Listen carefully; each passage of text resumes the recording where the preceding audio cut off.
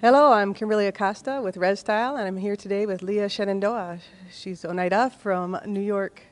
And I want to thank you for joining me. And then you have just released a new album. Yep, And you January 1st. Tell me about your album. It's called Spectra. It's with J.J. Boogie from Arrested Development. We performed with him in the Edmonton Folk Fest in 2012, and they really liked my sound. So we collaborated on an album, and I'm just very excited to be here. Tell me about your style of music. I was watching some of your videos today, and it's really unique. Yeah, it's kind of a medley. You know, his style of music is more, I guess, maybe rock oriented, and then mine is sort of jazzy, so it's kind of like a mishmash of different things. I really like to experiment with sound because I think that's where the magic happens, when you have different people's passions combining together and it creates something new. So I'm really kind of fleshing out what I want to sound like, but you know, in the process, just having a lot of fun, and I'm just so excited about it. It's just, you know, I've been singing for 28 years professionally, so it's, you know, kind of high time I do my own stuff, I guess. But you're stepping out on your own. Yeah, it's nice. Tell me about your past experience. Yeah, so my mom's Leah Shenandoah. She's won the most NAMMYs, I think, of anyone, which is pretty cool.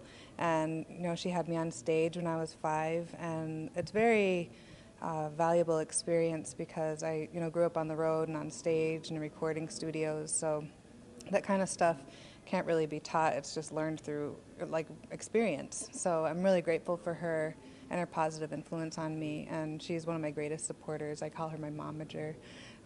She's just very sweet and loving and inspirational, and you know, I'm ready to do it on my own. And it's just a little strange because I'm used to being with my Aunt Diane and my mom on stage. But I'm ready, you know. I'm 33, and you know, it's definitely something I've been born and bred to do, so it's pretty exciting. And your artistry goes beyond music. I know that you create jewelry. I do. I have an undergrad from Syracuse University, cum laude in textiles, and I have an MFA candidacy with Rochester Institute of Technology in metals and jewelry. So I've been going to school forever. I'm considering a PhD, but I need a little time off to pursue the music and maybe live a little bit outside of the academia. So it's, you know, it's been a long road, but I'm grateful I did it because that's, you know, my own thing is the art, and it runs in my family. My whole family does jewelry and buckskin and beadwork, and it's just really in our blood to be creative, and I'm grateful for that. What other passions do you have? I guess, you know, I love, like, the music and art just take up all my time. I have a little dog, so, you know, he's my best friend, and snuggling him is my favorite thing to do. And when I'm not working, I'm laying around pretty hard. So. What's your dog's name? What kind of dog is he? His name is Chauncey. He's a Yorkie. He's the best thing that ever happened to me. He's a little sweetheart. And he's a little road dog. He comes with us all the time on the road and on the plane and stuff. And I can't wait to get to him soon. He's in the hotel room now. So, but yeah, he's really cool. And you know, I love dancing. I love, you know, going out with my friends, and you know, my passions, like I said, are art and music. So it's like what I do for fun and work. So it's pretty amazing that I get to do both. And in my downtime, I create art, and I don't know how to do it casually. So I work pretty hard at both things. So it's very exciting, actually. You've traveled around the world with your mom. Share with us some of the places you guys have been. Yeah, we've performed at Carnegie Hall, the Vatican. We met the Dalai Lama at the One World concert, and we actually touched forehead, which was pretty cool. It was probably a highlight of my life.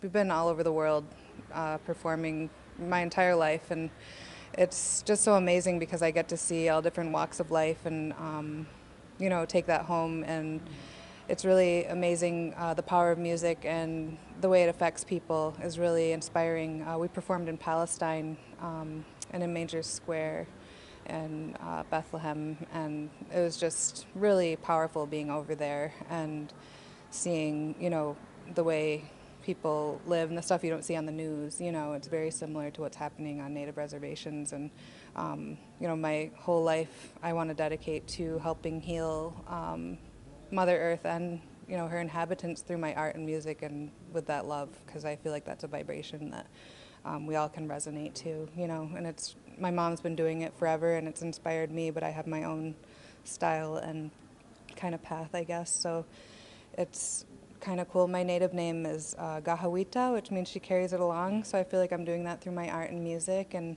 you know, I have a really great line of matriarchs supporting me. And, you know, genetically, like my grandma passed away, but she taught me how to make art when I was very young. And it's just really cool. I feel like I'm doing what Creator intended for me to. So it's really precious. I'm really grateful for that. If you had one message you could give to the youth out there, what would that be? I think it's important to follow your dreams, and if there are people who are naysaying, which I've had a lot of in my life, they fuel me in a way. Anyone who's hating or making you feel bad about your passions, it's only because maybe they're not doing it themselves, and take it as a compliment, because if I listened to everyone who told me I couldn't do something, I wouldn't be doing anything. And, you know, I take it as a challenge. I'm like, oh, really? Actually, I'm going to do it, so you can watch me. And it's important, you know, to love yourself and follow what you're here to do. And I didn't know when I was little I'd be doing art or music on my own, or that was my passion, but through love for myself and encouragement, luckily I have a really wonderful supportive family, you know. It's really brought me to some pretty amazing places, and I feel like I'm just getting started, so it's exciting. I think it's really important to follow your heart and dreams, and they're there for a reason, you know. We're all really blessed to be here, and we have to make the best time, or do the best with the time we're given, because it can be short, you know. I think it's really pretty great. So. A lot of people talk about your mom, and we don't hear much about your dad, but your dad is a great writer in Indian country. Yeah, he's so cool.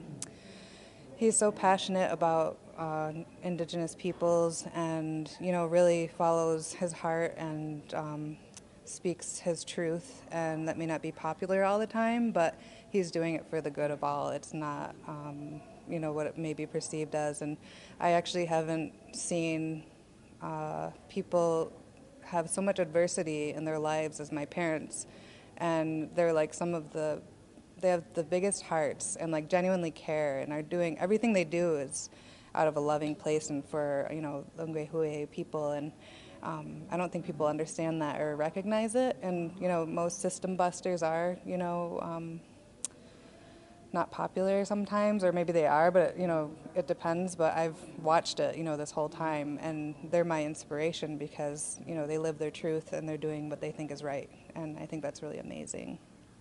You have a website where people can go and learn more about your music and your art? Yep. LeahShenandoah.com, and my mom's is JoanneShenandoah.com. But tonight when I'm performing, I'll have images of my artwork behind me. So I made a little movie for that, so that's pretty cool. I thought I'd throw that in there. And right now we're at the Native American Music Awards in Salamanca, New York.